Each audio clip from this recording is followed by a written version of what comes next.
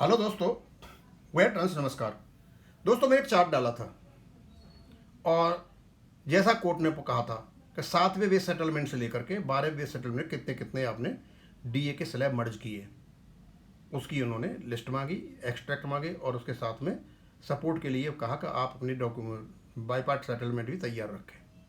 उसमें एक मेरे किसी व्यूअर का कमेंट आया।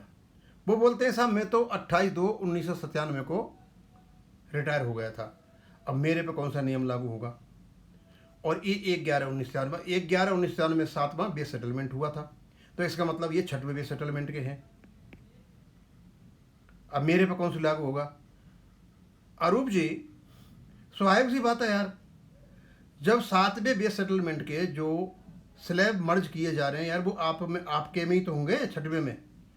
यानी 100 रुपये से जो मैं कैलकुलेट कर रहा हूँ ना, वो 6वें बेस सेटलमेंट की ही बेसिक पे है। यानी सारा का सारा चार्ट आप पर ही लागू होता है, आपके लिए अलग से नहीं आएंगे। और ये जो एक 1997 वाला भाग है, ये 1/11/1992 से लेकर के ये आपका 30/10/1997 तक लागू होगा। यानी 1/11/1992 में भी जो लागू रिटायर हुआ होगा ना, और उसकी बेसिक पे 100 रुपये होगी 6वें में, तो उसके में भी ये मर्ज होंगे सारे के सारे। अब क्योंकि मैंने जो स्लैब बताए हुए वो मैंने केवल और केवल गूगल से ले रखे हैं, एआई से ले रखे हैं। अब मेरे पास तो अभी तक कोई सूचना आई नहीं है कि वो स्लैब गलत हैं। स्लैब मर्ज चाहिए, ये नहीं चाहिए कितना डीए मिल रहा था, that is not the point. कितने स्लैब मर्ज किए बाईपार्टाइट सेटलमेंट में। बाईपार्टाइट सेटलमेंट केवल वर्किंग एम्प्लॉयज का होता है, उन्हीं का मर्ज होता है। इसका मतलब कोर्ट ने यह पूछा है कि जो वर्किंग एम्प्लॉयज का जो बेस सेटलमेंट होता है, उसमें आपने 7 में, 8 में, 9 में, 10 में, 11 में और 12 में कितने कितने स्लैब मर्ज किए थे, उन्हें हमें आप दें। और कोर्ट इनको आदेश देगा कि इन स्लैबों को आप पेंशन की पे में मर्ज कीजिए। अब रही अपडेशन की पूर्ण बात, वो अभी बाकी है, बहस होगी उस पर। ये तो क्लियर हो गया, अब बहस होगी अपडेशन की, यानी जो इंक्रीज मिला है वो मिलेगा कि नहीं मिलेगा। डीए मर्जर तो कोर्ट कराएगा।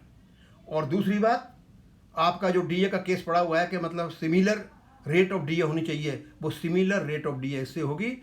और 2002 से पहले वाले जो डीए न्यूट्रल वो भी खत्म हो जाएगा, 808 वो भी खत्म हो जाएगा, और सारी सिमिलर रेट जो है वो ऑटोमेटिक खत्म हो जाएंगी। कई चीज़ें इससे खत्म हो जाएंगी।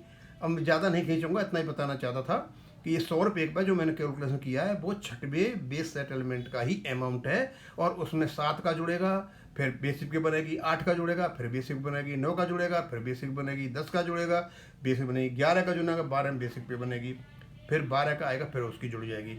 अब इसका पूरा कंप्लीट जो इसका कैलकुलेशन है हमारे पास अभी नहीं है, जितना है मैंने बता दिया। यहीं ख़त्म करूँगा। थैंक यू, धन्यवाद।